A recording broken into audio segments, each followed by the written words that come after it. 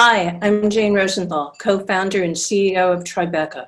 Welcome to Through Her Lens, in Conversation, where the industry's best and brightest creative women come together to discuss their experiences and share their wisdom on the business, craft, and artistry of film. Now, in its sixth year, Through Her Lens, the Tribeca Chanel Women's Filmmaker Program is a 3-day workshop for emerging women filmmakers that offers funding, support, and mentorship. Since we cannot gather in person for this program, we are excited to bring this masterclass series to you at home and hope that it provides insight and inspiration.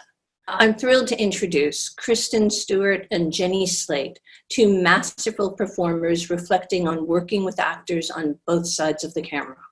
We hope you enjoy the series, and please visit tribecafilm.com through her lens for more information about our program.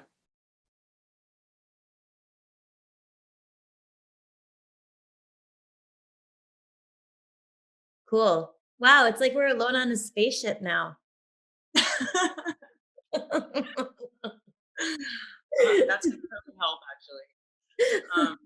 I always get those few seconds before you do something and you're like, I'm suddenly senselessly terrified. Do you know Yeah. what I mean? Yeah, I don't know why I just got really scared too, and I'm like, there's no reason to be scared, like it's okay. We just have to say our names and have a conversation. And if there's truly anything that I like to do in life, it's like talking to people. So I don't know why suddenly I'm like, what if I just slowly crept back and there's a window behind me and I just kind of went out. Hello, my name is Jenny Slate. I am a human being. I am an actor and comedian and writer. I love that about you. I am Kristen Stewart, also an actor and director and a writer, and I'm also a human most of the time. Thank you so much for doing this, dude. I am so stoked that I got you, by the way. I'm such a huge fan. I love you. I'm blown away by that. I'm such a huge fan of yours. And this is really this will reveal that a number of years ago, I watched you in an interview on Tavis Smiley. I remember watching you in that interview and thinking this is a person who is really deeply into figuring out her artistic priorities. And that makes me feel really encouraged. So what are you working right now? I'm so curious. Well, working on anything? I've kind of I went into kind of a pandemic suspension where I felt for many months fairly uncreative, but I have every day been kind of writing small pieces. And I have found myself really, really wanting to see a sort of 90s style comedy and a full-fledged character comedy that is nice. And so I've been writing but usually at the head of those movies is always men. And so I've just completed a draft with my friend of a mainstream comedy, a big movie comedy that I'm writing for myself where I play twins. That's what I've been working on. And then sometimes I take long walks and do stand up to myself by myself. So have you been able to, so you made a short film and you directed it and you directed yourself during quarantine. Yeah, for the first time, never done that before. Why did you decide to do it? What was happening for you? It doesn't seem like you experienced the same malaise that I experienced. Well, it was totally brought to me. I was so lucky. It kickstarted a more productive times. It fell in my lap. I was given a huge gift because after that I was like, oh wow, we could just do anything. Because we could just point a camera at something and do something, or write something down and film it. It sounds very obvious, but when your format is taken from you in a broad scaled sort of way, and you make something else out of it. It is the most liberating and beautiful experience. It's like cliche and obvious, but it's like, dude, we made something out of nothing. There's nothing is more healthy than that. It really fed me, and it was really lucky. Yeah. It's like a lot of being in the quarantine or lockdown situation has made me realize like that I need a lot less of what I thought I needed. And that I've also been kind of going on fumes on some of the stuff that I actually could use a lot more of. And it's like it was a forced recalibration. But you know what you're saying, it seems like, is that like you sort of experienced like someone taking like a dome off of where you exist, and you're like, oh, there's actually so much more out there. And like, at least for me, I felt this way when I wrote a book last year, and that I was like, oh, but you know, I haven't been to like a creative writing program, and I'm not like, you know, I'm not like in the literary scene, and it just seemed like I would have to literally build like a bridge in order to get to like the land where I become the writer of a book. And you know, and like then I started to just like write these tiny little pieces, and I was like, this is all that it is. On the one hand, this is all that it is, whether it's I'm writing this little piece or I'm making this short film, but it has led me to like see that there's actually so much more. And the tools are what they are for everyone else who does it. It's just like, it's just me. Writing a book sounds so, I'm not a writer of a book. I don't think I'm ever going to be a writer of a book. I know that feeling of being like, this insurmountable mountain, whatever. You're like, that's impossible. I can't climb a mountain. But it's like, it's so hard to make a movie. It takes so many people, and it takes a crazy, arrogant ego to do it too. It takes a crazy person to be like, everyone, let's do this. And it's really expensive, and it seems like just the last thing that we've been told we should claim to be capable of. Because it's like audacious. You will be able to fall back on your people and your process, and by the end of the experience, you will have made something. You're not going to make it right now in the next 5 minutes. So it's like building blocks. It's like, I'm sure you had to go paragraph. Like, I feel like as a filmmaker, you are truly like a house builder. It is like brick. And if you ever look at your plan and go like, oh, I don't know why this house doesn't exist yet. It's like, because you haven't built it, and you need to chill. Right. Like, and you need to hire a really good crew because you can't build it by yourself. I didn't know how to do stand-up when I started doing it. And I had the idea to do it because I wanted to be an actor, but I didn't know how to, like, I literally didn't know, like, what do I do? How do I get an audition? How do I get an agent? Where are the auditions? Like, what is it? And that what I realize about teaching yourself to do something is like, you have to put yourself as much in the thing as you can. Like when I started to do stand-up, and I was like, oh my gosh, I'm okay. So I found an open mic. I went onto the stage, I held the microphone, and then like, I realized that the material, just by putting myself in that situation, I was like, oh, the material isn't other than me.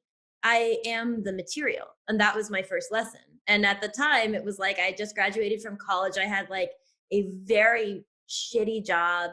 And I talked about my job. And what I realized was the funniest was not like the circumstances of my job, but the way that I reacted to them. And you just have to sit in a seat. It's sort of like, it's like learning to use like if I had to learn to use a tractor, I would do all of the stuff that I know how to do first. I would like sit in the seat. I would like compare it to a car. I would look around and be like, I should probably take this thing on the field and not put it in the house.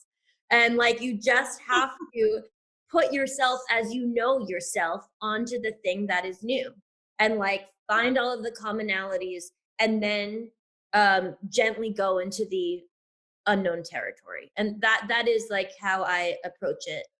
That is how I approach it. Every new thing is like, you are so rarely a total alien, and the environment is so rarely completely inhospitable.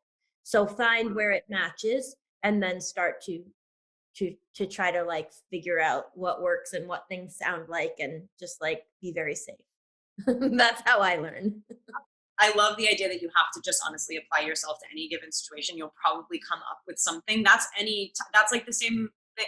When they were like, hey, make a little movie in quarantine, I was like, no way. And then I did. I like teaching myself how to do shit. And like, I've done it since I was little, and I've been given this huge gift as an actor to know that actually it works. So yeah, like having like private time to like study and read things and go to set and be like, okay, I really do like know this shit. I have like a lot of confidence in myself to do that. And it's definitely something that you need to like learn. You need to learn how to like learn and know how you do it well, and know what time of day your mind is like most turned on. Like all of that is like really important. I feel like I've like gotten to know myself during this time even more. Like I know I write better in the morning. I know that I can't talk to anyone before I do. Like I know there are things that like I didn't know before we kind of all had time to look within in a terrifying way. One of the biggest lessons I've learned is like, you're not supposed to, when you're learning something new, that doesn't mean that you're supposed to erase all traces of yourself. Like that, like when you're learning to, you know, do a new character, even though it does, like we were talking about, you know, you have to like disappear into the role, or that's something that people are really like congratulated for, that somewhere or other you have to be there, you know, like you are there working the pedals and like pulling the levers and speaking the thing. And it's been a great comfort to me to realize that there's a difference between like changing how I appear and trying to disappear, because I'm not going anywhere. Like I can't disappear at all. I'm like very apparent. Well, that's the whole fucking thing though, because actually like your stuff is so confessional, and also like I feel some people you feel like you know them because of watching their work and being a fan of it. Like I feel like I already know you, and I feel like that is such a huge like, my work is fairly confessional too. Like I'm not a comedian, I don't go on TV and talk about like my whole life, but kind of I do, like when work is good, it does feel like I'm doing that. And do you feel that way, like when you're playing a character, that it also amounts to a personal confession as well, that there's like, you know, if the character is here and you're standing behind the character, that there's like a throughway for you, or is it more like when you're directing and you're kind of really at the wheel all the way? Yeah, well, like always totally different, right? Like I don't think that I'm good at all ever doing anything that isn't coming from some like real place. Like I don't think I would be a very good quote unquote character actor. I don't like, I'm not a stand and deliver. Do you know what I mean? Like I'm not a very good actor. Like I cannot fake it. And so yeah, I feel like everything that I've done is like lacking, you know, any specific like confessional details. There's always a reason why I've been drawn to something. I do always find that even if I'm not aware of it at the time, I can sort of retrospectively look at my work and go, I mean, it's very clear why I did all of those things. And sort of like, I feel more inclined to reveal myself than hide, blah, blah, blah. Like, I do think like even the name of it that we have, acting, like it's the worst thing you could call it. It's like immediately tipping your hand of like, I'm lying. It's like, no. We're trying to get as close to something as possible. And as a director, I feel the same way. I used to think I couldn't write something and then be in it because if I made it up, I would know it wasn't real. And I'm growing out. Yeah. But now I just now I'm so crazy. I'm like, no, I can convince myself that it's still real. I would come kind of like from the different side of it. And at least for me, I'm like, well, if I made it up, it's like the most real thing that I can have, because I only took it from inside. What's a good example? Oh, like a non-human thing, like Marcel the Shell, for example. Like if you've seen that internet, it's like, okay, he's a male, ageless shell with one eye and like shoes. And to me, it's like the most real thing I've ever done. Like there's some acting that really looks like lying to me, and it makes me feel embarrassed. And there's some, yeah, like there can be some really embarrassing lying in acting. Yeah. And there can be like, you yourself do it as well. You're like, oh yeah. Oh yeah. And like, and I've done it before. And I've always wondered, like, am I a good actress, or am I just like, am I good at it, or am I just good when I'm comfortable? Like there's a lot of men who perform and comfort is their first objective. You know, like, am I comfortable? That means it's good. To be a woman and be a strong performer, like in like really bummer, sort of really tight gender parameters, you have to show that you're not comfortable, you know, like, and in that way, I've been like, am I bad then? Because I do my best when I'm comfortable. I'm better when I'm comfortable too. Like, yeah. I think I've grown to that realization too. Even though I like the idea of sort of repurposing fear. I think the reason I said that I couldn't believe in something that I wrote maybe like a bit of time ago is because I was like scared and insecure.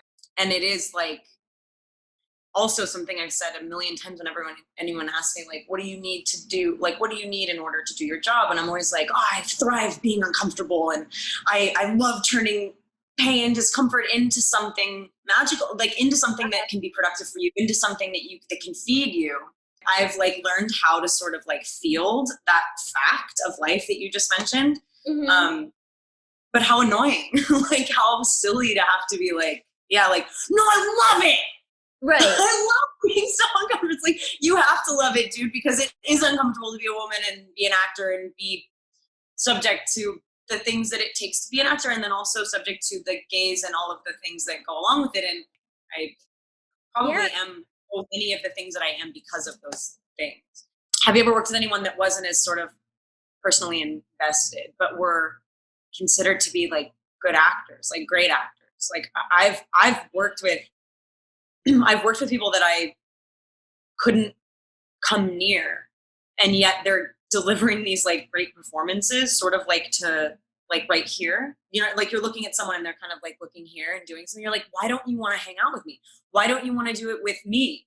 Do you know what I mean? Like that trips me out. I don't know how people fabricate a performance like that.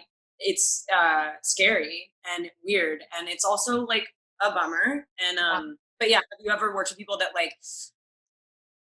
I worked with someone years ago that I'm like that I know really well, but that literally, and then I'm really like, and then I think they're like a great actor, but after every single cool thing they did, they'd be like, anyway, what's up?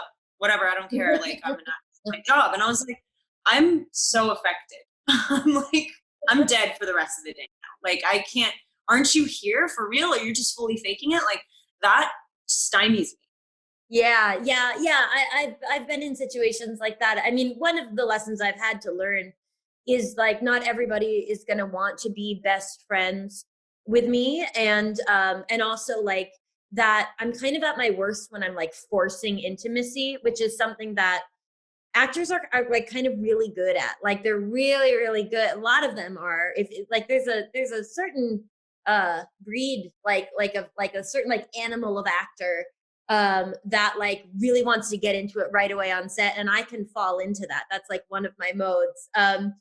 But and that's like, for me, I just have like tried to become like a just sort of more like respectful person in that way. Like not everyone wants to just like truly hear about every time I went to the bathroom or whatever. But like, I have also worked with people that I'm like, this person straight up does not know my name.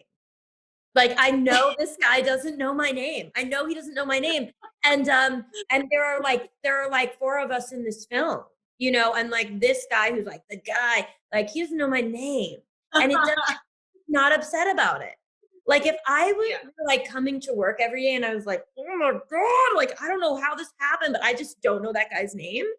I would be like, what's wrong with me? Yeah, but it is a rare weirdo who is like sort of there, but not there. And it's not my preference. Yeah, like a weird sort of, like they're really good at acting. Like their skill. Really good at acting all the way around.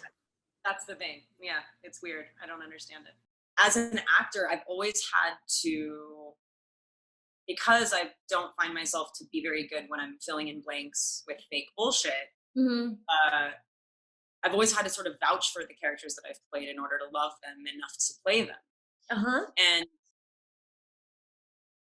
I don't know, I think I've applied this weird, by default, I've acquired this like moral, like this sort of like evaluation of these, like I'm like, oh, that person lied at some point or did something fucked up, and I always try to like change it in the script with the director or something, be like, I don't know, like I just need to be able to fucking defend this girl, so like maybe we change it. It's like, no, we do fucked up things, and then we become who we are in the fallout of that, and that's okay. And also I'm so sick of women in TV and movies constantly being held to this fucking fake faux standard. Like it's just this really not real depiction of like protagonists. If you're a female protagonist, you have to be this like very morally upstanding person, or you're like an anti-hero and it's very definitively like a dark comedy, or you're weird, you know what I mean? It's like, in writing now that I'm actually like, okay, if I have a place to speak from, I'm like super aware of shedding that. Only now do I feel, outside of like, you know, raw, independent, like Cassavetes style movies, are we like, women are actually starting to be like actually showing themselves. And because we're allowed to do it from our perspective. I really understand that. And you know what I think about a lot is like, it seems it is a very, very complex and difficult task to stand in what is perceived as a female body and say like, okay, I'm going to offer you now like an original experience, when there's like already just so much connotation put on what it is to have like a female body in, you know, a culture on planet Earth for the most part. And like, for me, I really have throughout my work, what seemed, at least the work that I create, is like, I really, really want to be honest about my feelings. And I've started to be like, I just don't trust very much that culture is there to take in my story if I present it as me. And it's made me want to like dress up as animals and do like little tricks just to, for a second, separate from what is traditionally seen as, because I'm like a, you know, I'm like a petite woman with like a little voice, you know, and that all comes at you first. But it's not what I see or feel first. It just took me a while to get the confidence to be like, I think my point of view at least is right for me. It seems like that's kind of what you're saying as well. Like you're developing a point of view that is more about like what works for you so that you can do your work in this world and like not feel like a shithead, you know?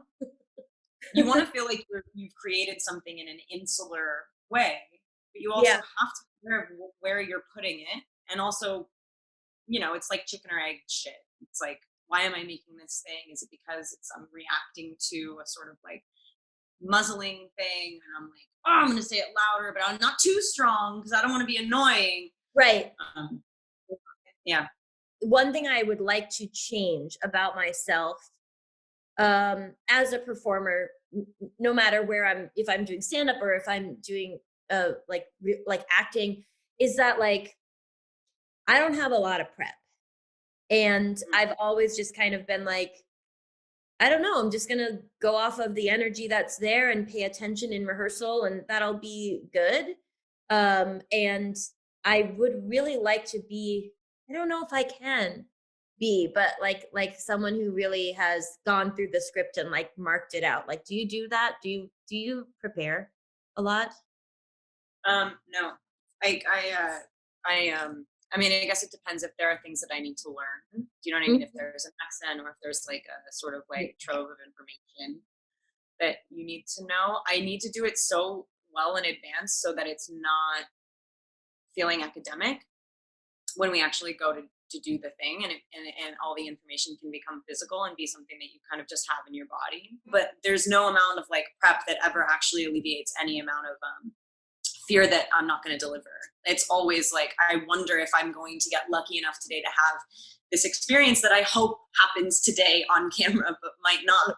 Yeah, I've had the experience of like at a table read, like completely like going all the way and like bursting into tears, and everyone's like, oh right, like she was, wow, like that's really good. And then I get on set and I'm like I can't do anything. I'm just like, I can't do it. But I was like watching the rough cut of a film that I was in, and I was watching a scene and I was like, wow, I never knew what that line meant. I never asked. I guess I kind of thought I got it, and maybe no one will know, but I can see that I have no fucking idea what I'm talking about. And it's not like I don't understand the scene. It's that like I can tell that I fundamentally disagree with that this person would say this line like this. And so I like just sort of like blah, blah, blah, like I just sort of say it with nothing. Yeah. Which is like not a choice, but I would like to eradicate that. I would like to like know what I'm talking about, and if I don't know what I'm talking about, be like, I don't think I know what I'm talking about. The reason I don't like this line is because I don't understand it, and I don't like it. Yeah, exactly. Yeah. I like being told what to do. I really learned that with Gillian Robespierre, who she wrote and directed Obvious Childhood. She also directed my comedy special.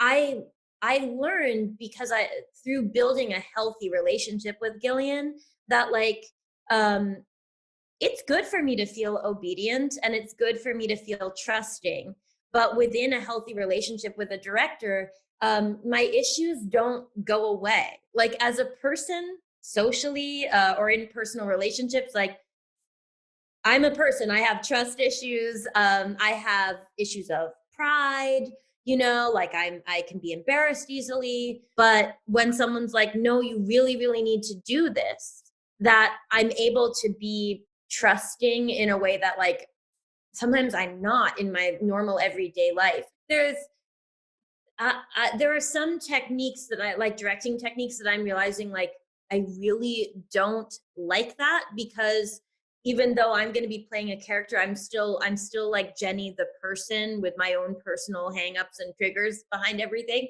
And like I don't know if you've ever experienced the technique where the director will whisper something to the other actor, like, you know, like whatever you do, like don't let her sit down in that chair or whatever. And you don't know, and you try to do the scene, you don't know what they're doing.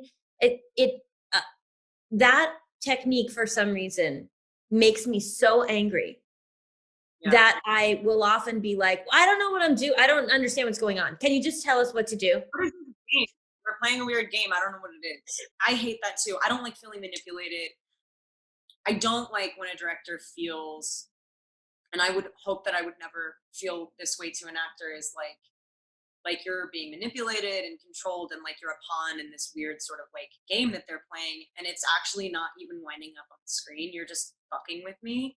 And it's like so weird, and I don't know why you'd want to do that. And also like it's not a regular job. So like if you're not coming from a really true place of impetus of like I have something to say, therefore I need help to say it, and instead you're just sort of like doing a weird life thing where your job is the director and your job is to be the boss, and it's like you're scary. And so many directors are like that too. Like this is normal. That's like how most people are. Like the secretive directing thing is so weird. Like I don't even like it when people need to have quiet conversations on set, like whispers on set. Yeah. I don't like that. Oh, I always think that about me, that they're just like, Jenny's bad. So what are we going to do with the fact that Jenny she's bad and we don't like her. I mean, the best movies are when there's an open conversation, and everyone's kind of part of a plan, but then there's like a, you know, general leader, a benevolent leader. I am such a strong believer in the singularity of vision and like how absolutely necessary that is to make a good movie with any actual true perspective, because like it's not, it's a collaboration, but like there needs to be one person going, this is what we're doing and it's my perspective and it's not yours, because we're not making muddy, what we're doing has a perspective and it cannot be from a bunch of people. So I totally also like following direction. Like I fucking love being told what to do when somebody really knows where we're going. And it's really awful when you're being told what to do by somebody who doesn't really know where they're going and also isn't somebody that you should be in a relationship with. I've really come to understand that like not everyone's a match, and that's like totally okay. And I think what I've learned over the years, especially like looking back on some of the films that I've made, is I'm like, oh, I didn't trust that person because I did not think they knew what they were doing. And I didn't understand what they were writing, and I shouldn't have been there. As I'm getting older, I'm like so protective. I'm like, who are you? What are we, who's going to be there? What is the second to feel like when I make my movie, what I want is nobody around that doesn't desperately need to be there and want to be there in a personal, selfish, desirous way. Like I want like a socialist set. I want everyone paid the same amount of money.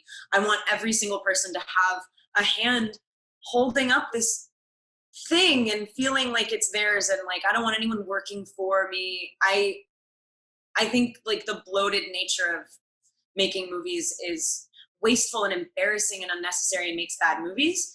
So like literally, So I know we started with like collaboration, but this is the thing, is like cultivating your environment and making sure you've created a space that you can actually, sprawl. Like you've created a space and controlled an environment in which to lose control within. And without the right people around, you're dead in the water. Like there's not even, I don't care how great of an actor you are, your performance will suck.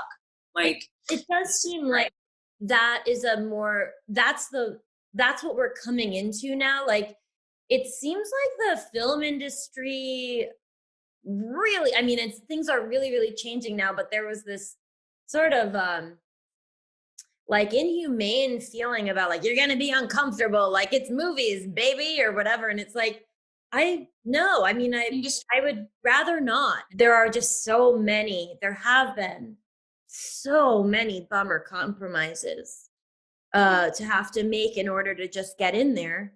And one of the greatest luxuries is like identifying that some compromises like really aren't worth it, but also that they're like truly deranged, you know, like they're bizarre and you just shouldn't have to.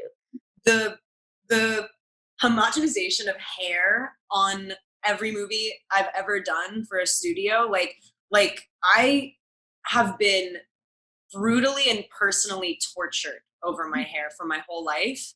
And so like that is now done. I wore extensions in my hair for a movie, and I found them to be gross and that my hairstyle was like dorky.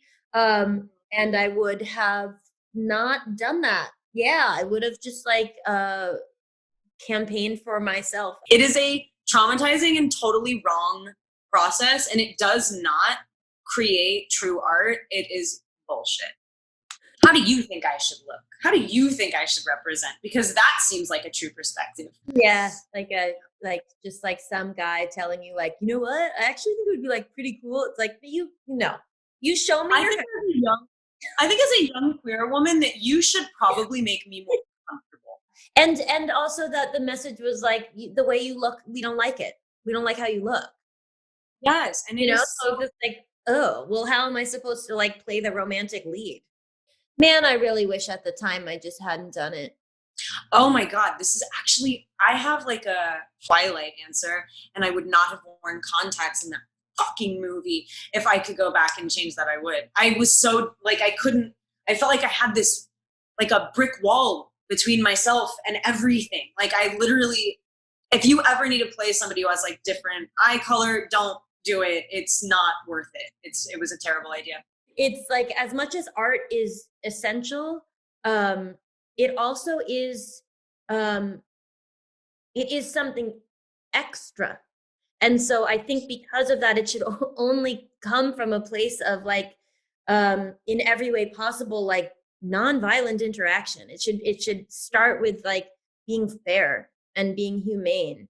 And like, that's where I'm at right now. I think like that, you know, I want to, God, I really want to work. I love acting and I love being on movie sets. But I just feel very sensitive to repeating either like social or cultural norms that should be dead and buried. Yeah. Dude, that was so masterclassy. It was very nice to meet you, and I'm very grateful. And thank you so much for doing this shit. I'm so happy that it was you. Not someone else. Yeah. Bye-bye.